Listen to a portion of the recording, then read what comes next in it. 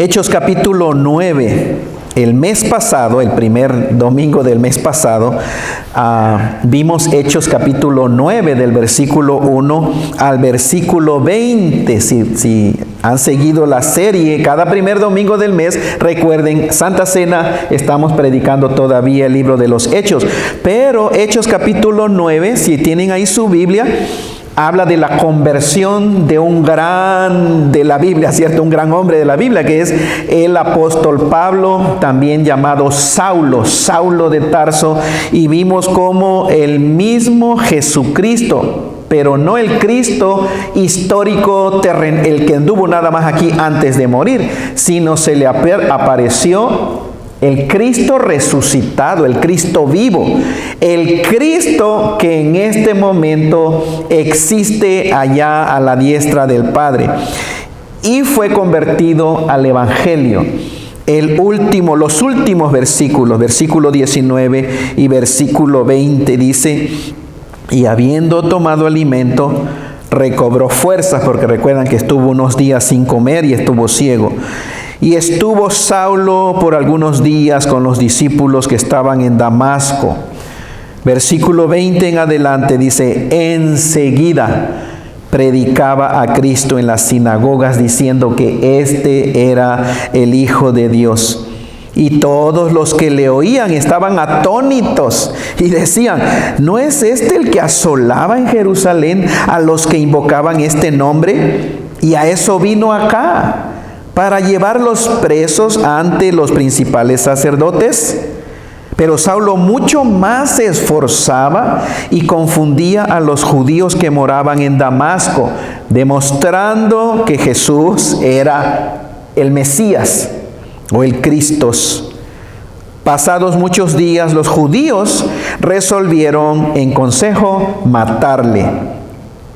Pero sus acechanzas llegaron a conocimiento de Pablo, y ellos guardaban las puertas de día y de noche para matarle. Entonces los discípulos, tomándole de noche, le bajaron por el muro, descolgándole en una canasta. Cuando llegó a Jerusalén, trataba de juntarse con los discípulos, pero todos le tenían miedo, no creyendo que fuese discípulo.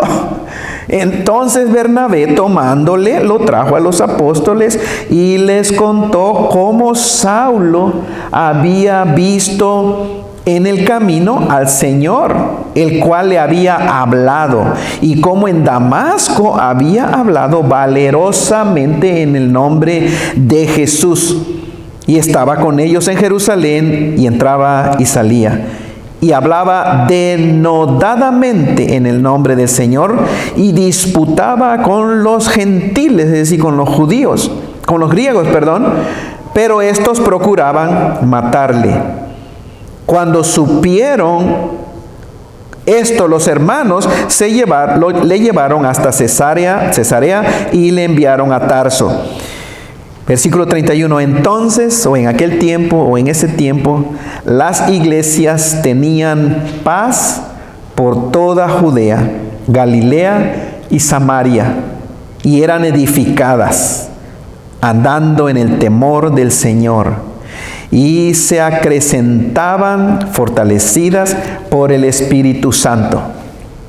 Dios bendiga su palabra. Lo que vamos a ver el día de hoy, hermanos, en esta lectura de versículo 19 al versículo, especialmente al versículo 29, algo que vemos es resultados de una conversión genuina.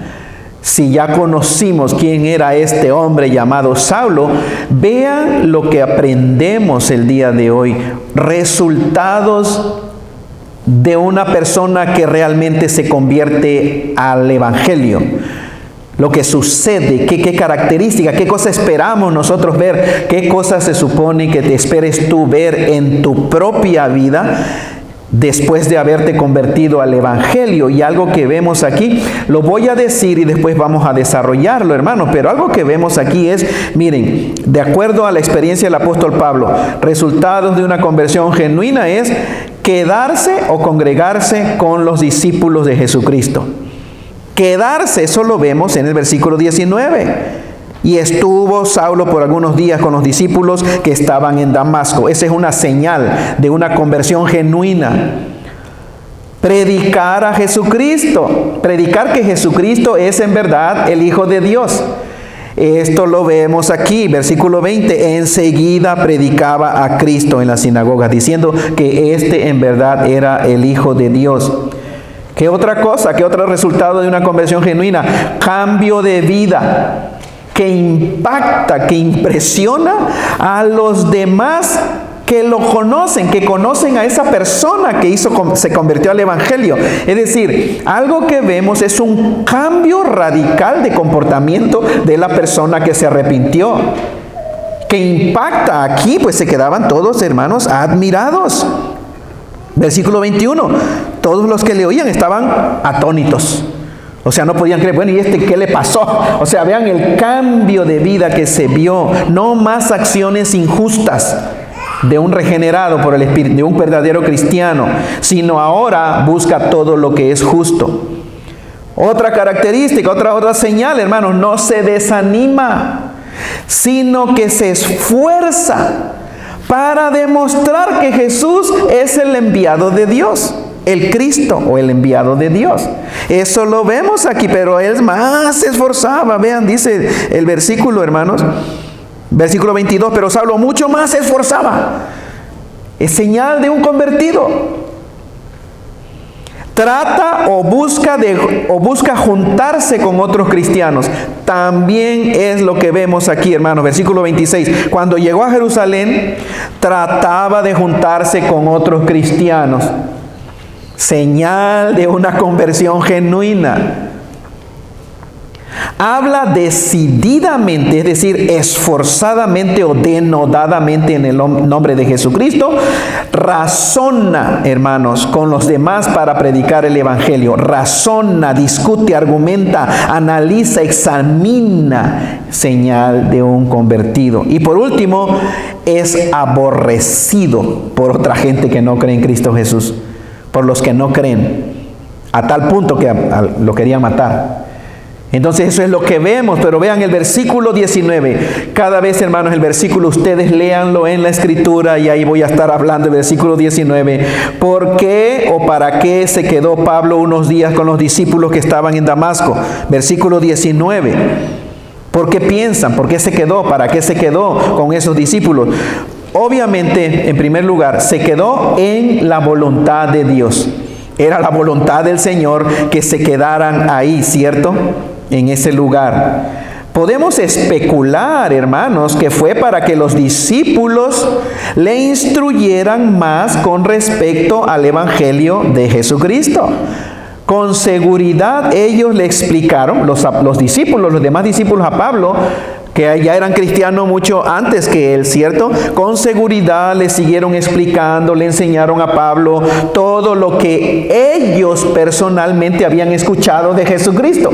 Porque recuerden, el apóstol Pablo no anduvo caminando con Jesucristo durante los 3 años de ministerio. Entonces, compartieron, es lo más probable, porque si no, hermano, no se iba a quedar sin hablar ninguno al otro, ¿cierto? Entonces hablaron del Evangelio. Y con toda seguridad los discípulos le platicaron, esto es lo que nos decía el Señor, esto es lo que nos decía el Señor, esto es lo que lo vimos hacer, etc. Y también con seguridad Pablo les compartió a ellos el evento de su conversión. Pues a mí se me apareció el Cristo resucitado yendo a Damasco. Es una ironía que Pablo, hermanos, iba a buscar a estos mismos discípulos para matarlos, ¿cierto? Para meterlos a la cárcel y aún a unos para matarlo. A eso iba a Damasco en el camino, los quería matar, los odiaba, no aguantaba el cristianismo, odiaba el cristianismo, lo odiaba. Y ahora aquí vemos a este mismo hombre conviviendo con ellos en armonía y quedándose con ellos. No nos imaginamos a Pablo después de su conversión no reuniéndose con sus nuevos hermanos en la fe. Y vean, el peor error, tristemente error que hemos visto en la vida cristiana, el peor error de una persona que se acaba de convertir al Evangelio es no reunirse y congregarse con otros cristianos. Es un gran error. Es una pena, porque cuando no se congrega, no se reúne, él se puede estancar. Y llega a ser un cristiano, hermanos, mediocre, es decir, no avanzó más en el conocimiento. Es un gran error. Ahora, no hay mucha culpa en ellos si no se les enseña, ¿cierto? Porque ellos están nuevos en la fe cristiana. Pero algo que vemos realmente en este hombre cuando vino el Espíritu Santo es quería reunirse con otras personas. Versículo 20, lo que vimos el mes pasado, enseguida predicaba a Cristo Jesús. Otra vez, esta es la prueba más clara de una conversión genuina, real. ¿Ven que se avergüenza Pablo de predicar de Cristo, hermano? Romanos 1:16, porque 16, no me avergüenzo del Evangelio. No me avergüenzo del Evangelio, es dinamita de Dios, poder de Dios para salvación a todo aquel que cree, al judío y también al griego. Entonces una señal de una conversión genuina es realmente enseguida predicas de Cristo Jesús. Y no, pues, ¿qué tanto sabe uno de Cristo Jesús cuando acabas de convertirte? No, pues no vas a saber muchísimas cosas, pero vas a saber al menos una, de que Cristo en verdad es el Hijo de Dios, que resucitó de entre los muertos, que estuvo muerto 3 días y 3 noches, y que resucitó de entre los muertos, y que Él viene por segunda vez a juzgar a los vivos y a los muertos. Eso es esencial en el Evangelio, que Dios te ama, que Cristo te ama. Entonces vean, el apóstol no tuvo que esperar cierto tiempo. Él solo lo hizo guiado por la convicción del Espíritu Santo. No necesitó que los demás discípulos lo animaran, ¿cierto? Hermano Pablo, hable a otros de Cristo Jesús. Hermano Pablo, no deje de hablar de Cristo. Háblele a sus familiares, a sus amigos. Realmente esto no lo vemos aquí, hermanos. Esto él lo hizo por convicción propia. Para él, para el apóstol Pablo, no había ninguna duda de que en verdad decía, este es el Hijo de Dios. De que este era el Hijo de Dios, de que Jesucristo en verdad es el Hijo de Dios. Este hombre llamado Jesús de Nazaret, que era el Hijo del Dios creador del universo, que había descendido y tomado la forma de un ser humano. ¿En dónde comenzó a predicar el apóstol Pablo? No, vean, a ver si están leyendo su Biblia, hermanos. Espero, lean la Biblia y respondan. ¿En dónde comenzó enseguida a predicar el apóstol Pablo? Versículo 20. En las sinagogas, ¿se dan cuenta? O sea, buscó un lugar apropiado porque sabía que en las sinagogas ahí iba a haber judíos. Todos los judíos que conocían de las escrituras hebreas y que estaban esperando al Mesías. Entonces el Pablo, bien específico, hermano, bien sensato, dice, ahí voy a predicar, el lugar más apropiado. Ahora, esto no significa que el apóstol Pablo no predicara en otros lugares, ¿cierto? Y nada más tenía que esperar a meterse a una sinagoga. No, él predicaba en todas partes, pero aquí específicamente está llamando la atención el escritor, el autor, de que él era intencional a ir a esos lugares donde sabía que había gente que creía en Dios y que estaban esperando al Mesías, para que Pablo le dijera, él, Cristo, es el Mesías. Comenzó a predicar todo el tiempo, en todo lugar. No se le recomendó a su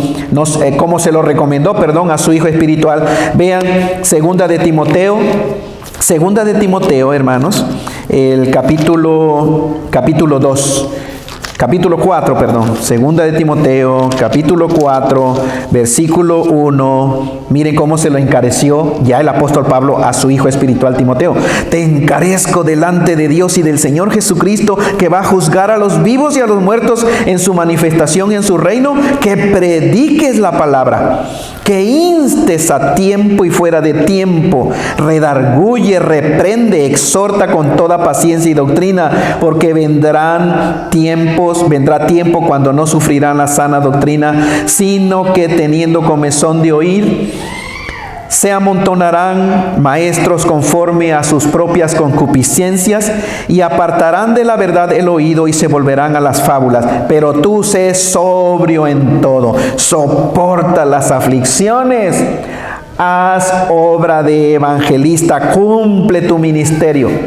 Entonces vean, el apóstol Pablo eso les animó a Ok, qué interesante, nada más que tan fácil me distraigo yo. Espero que ustedes no se distraigan al joven Timoteo. Muy bien, entonces vean el versículo 21. Hechos, capítulo 9, versículo 21. Todos los que le oían estaban atónitos y decían, no es este, es decir, aquel que conocíamos. No es este, o sea, obviamente la gente que hacía esta pregunta y que estaba atónita, estaba sorprendida, era gente que conocían a Saulo o al apóstol Pablo antes de su conversión. Pongan atención, como todos nosotros nos conocía gente antes de que nosotros fuéramos convertidos. Bueno, al apóstol Pablo también lo conocían y por eso ellos conocían muy bien la ceguera espiritual de Pablo y sus obras tan injustas. Meter a la cárcel a los cristianos y permitir que los mataran a pedradas delante de él. Él consentía, él era autoridad y él permitía que mataran a los cristianos delante de él. Entonces, para Pablo no existía tal cosa como libertad religiosa. Y aquí ya no suena a gobierno, ¿cierto? Ya no suena a política. Bueno, para Pablo no había libertad religiosa. Para Pablo, o te callas o te mueres, o te vas a la cárcel. Y deja de predicar a Jesucristo. No prediques más ese evangelio, ese camino. Pero vean, él era de esa mentalidad, hermanos. Solamente él estaba en lo correcto. Los demás tenían solo dos opciones. O dejan de creer lo que creían o recibían las consecuencias. Ir a la cárcel o morir. Pero la gente estaba sorprendida porque ahora estaban presenciando a otro Pablo. El mismo Pablo, pero otro Pablo. ¿Entienden? El mismo hombre, pero otro hombre. El mismo Pablo, pero otro Pablo. El mismo Roberto, pero otro Roberto. El mismo Omar, pero otro Omar. La misma María, pero otra María. Es decir, era el mismo hombre, pero totalmente cambiado. Su forma de ser cambió totalmente, hermanos. Versículo 22, miren lo que sucedió. Pero Saulo mucho más se esforzaba, demostrando que Jesús era el Mesías. Miren la señal, la característica o el resultado de una conversión genuina. Mucho más se esforzaba. ¿Y qué quería? Demostrar que Jesús en verdad era el enviado de Dios o el Mesías. Es irónico que Saulo tenga que esforzarse para que los judíos aceptaran a su Mesías. Porque los judíos sabían de la venida del Mesías y estaban esperándolo. Ahí tenían las escrituras. Ellos conocían muy bien todas las escrituras que hablan de la profecía que hablaban de la venida del Mesías, de Cristo Jesús. Y pues ellos aquí no querían creer. Versículo 23. Pasados muchos días los judíos, ¿qué resolvieron, hermanos, hacer? ¿Qué decidieron hacer? Desaparecer a Pablo. Están leyendo su Biblia, ¿verdad, hermano? Versículo 23. Pasados muchos días, los judíos hicieron una resolución en consejo para matarle. Es muy posible que estos judíos religiosos conocían al Pablo de antes y al Pablo de ahora, y les dio mucho coraje. Y después de muchos días, en realidad fueron aproximadamente unos 3 años, cuando dice la Biblia, hermanos, después de muchos días, sacando la historia en que sucedieron los eventos, esos fueron algunos años. Después de discutirlo entre ellos, los judíos, los que creían en el Mesías y que estaban esperando el Mesías, bueno, ahora estaban predicando Pablo el Mesías, bueno, ellos resolvieron matar a Pablo. ¿Por qué razón? Por el mensaje que predicaba. ¿Escuchan eso? Hace 2000 años sucedió esto, a principios del cristianismo. Es lo mismo que está sucediendo el día de hoy. ¿Por qué decidieron matar a este hombre llamado Pablo? Por el mensaje que predicaba. ¿Qué mensaje predicaba el apóstol Pablo? Las sagradas escrituras, el cristianismo. Que Cristo es el Hijo del Dios vivo y verdadero, que se hizo un ser humano aquí en la tierra. Ese es el mensaje. Y que solamente hay salvación por medio de Cristo Jesús. En ningún otro hay salvación, dijo el apóstol Pedro, o San Pedro. En ningún otro hay salvación, porque no hay otro nombre debajo del cielo dado a los seres humanos en que el ser humano pueda ser salvo. En ningún nombre, en ninguna iglesia hay salvación. En ninguna religión hay salvación, no importa la religión que tú puedas pertenecer, aún a la religión cristiana. No hay salvación en la religión cristiana. No hay salvación en la religión católica. No hay salvación en el Islam. No hay salvación en los testigos de Jehová. No hay salvación en los mormones. No hay salvación en ninguna religión. Solamente la salvación se encuentra en el nombre de Cristo Jesús, que es el Hijo del Dios vivo y verdadero. Amén. Entonces vean lo que estamos viendo aquí. Estas personas religiosas, en lugar de investigar un poco más acerca de lo que este hombre, Pablo, que era inteligente, era un erudito, preparado, hermanos. ¿Por qué empezó a predicar de Cristo Jesús? ¿Por qué los judíos no hubieran hecho eso, cierto? Investigar, siéntense con Pablo, pregúntenle. Discutan, dialoguen con él para ver qué tal si tiene razón. Pero no, ellos dijeron, vamos a matarlo. Escogieron eliminar la evidencia, como el día de hoy, ¿cierto? Elimina la evidencia. Toda la evidencia apunta a que tú eres culpable, pues entonces elimina la evidencia, ¿cierto? Es lo que está haciendo la gente ahora. La pregunta para esta gente era, para ellos sería, ¿cómo explicar el gran cambio en la vida de Pablo? ¿Cómo? ¿Qué le pasó? Si él andaba persiguiendo cristianos y ahora realmente, miren a Pablo, ¿qué le sucedió? O sea, ¿cómo ellos ahora explicarían eso? Si Pablo decía era por Cristo Jesús. Cristo lo había salvado, Cristo lo había rescatado, Cristo lo había cambiado. El enemigo número uno de la fe cristiana, ¿quién es? El enemigo número uno. El que anda como león rugiente, ¿cierto? Es Satanás. A propósito, hermanos, cuando hablamos de opuestos, cuando decimos día, noche, luz, tinieblas, verdad, error, pero cuando decimos Dios, inmediatamente decimos Satanás, y eso es falso, eso no es doctrina correcta. Dios no tiene opuesto, hermanos. El opuesto de Satanás, ¿sabían que es Miguel? Es otro arcángel. El arcángel Miguel, enemigo de las almas de nosotros, realmente es Satanás, pero no pongamos al diablo al mismo nivel que Dios, porque eso sería dualismo, algo falso, como algunas teologías piensan que hay dos fuerzas, dos dioses, el Dios bueno y el Dios malo y Satanás el malo. No, el diablo, acuérdense, Lucifer fue creado por el Dios supremo. Dios no tiene opuestos. Amén, bendito sea el nombre del Señor. ¿Por qué dije esto? No lo sé, pero ya lo dije. Versículo 24, hermanos. Ya volvió otra vez, porque dije que el enemigo número uno de la fe cristiana es Satanás. Y el diablo nunca descansará para tratar de callar a aquellas personas que han tenido un encuentro personal con Jesucristo. ¿Ustedes creen que Satanás se va a quedar con los brazos cruzados? No, ya sabe que te perdió, ya sabe que ya no le perteneces, pero ahora va a tratar de desanimarte para que no prediques el Evangelio. Versículo 24 de la Escritura. Vean la palabra del Señor, pero sus chanzas llegaron al conocimiento de Saulo y ellos querían matarlo en la puerta de la ciudad, estaban escondidos porque esperando para matarlo. Bueno, esto es pura gracia de Dios, ¿cierto? Pura gracia del Señor. Aquí vemos, Dios tenía un plan específico para Saulo. Recuerdan versículos 15 y 16 de capítulo 9. Hechos 9, 15 y 16. Lo están leyendo, hermanos, Hechos 9, 15 y 16. ¿Qué plan tenía Cristo para este hombre llamado Saulo? Le dijo a Ananías, ve porque instrumento escogido me es este, para llevar mi nombre en presencia de los gentiles y de reyes y de los hijos de Israel, porque yo le mostraré cuánto le es necesario sufrir por mi nombre. Ese es el plan del Señor para Pablo. Entonces vean, el enemigo no iba a obstruir los designios del Señor.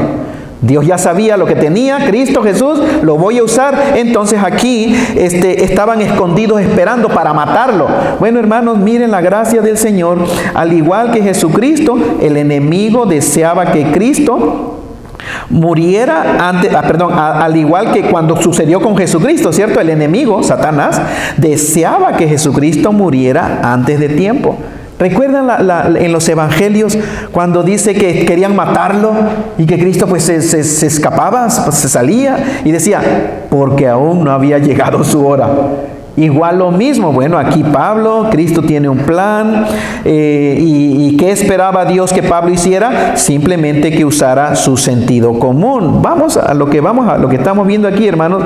Pablo, lo que Dios decía es que usara su sentido común y que estuviera consciente de que había enemigos allá afuera de la ciudad, a la entrada de la ciudad, a la puerta esperando por él, para que lo querían matar. Eso llegó a los oídos del apóstol Pablo. Entonces, vean, podríamos decir que Dios protegió al apóstol Pablo por medio de su sentido común. Versículo 25, Hechos 9:25. ¿Qué hicieron los discípulos con Pablo? En la noche lo agarraron al hermano Pablo, lo bajaron por el muro, descolgándolo en una canasta.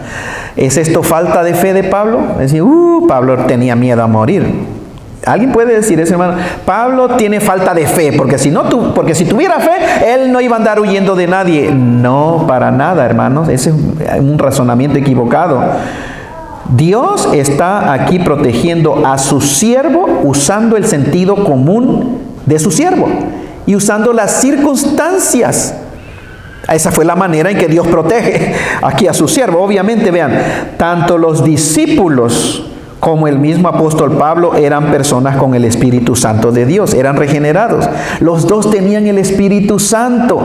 El mismo Espíritu guía sus vidas. El mismo Espíritu Santo guió la vida del apóstol Pablo, guió la vida de los discípulos, y es lo más obvio que sucedió cuando estaban ahí en la ciudad y supieron que había gente que quería matar a Pablo.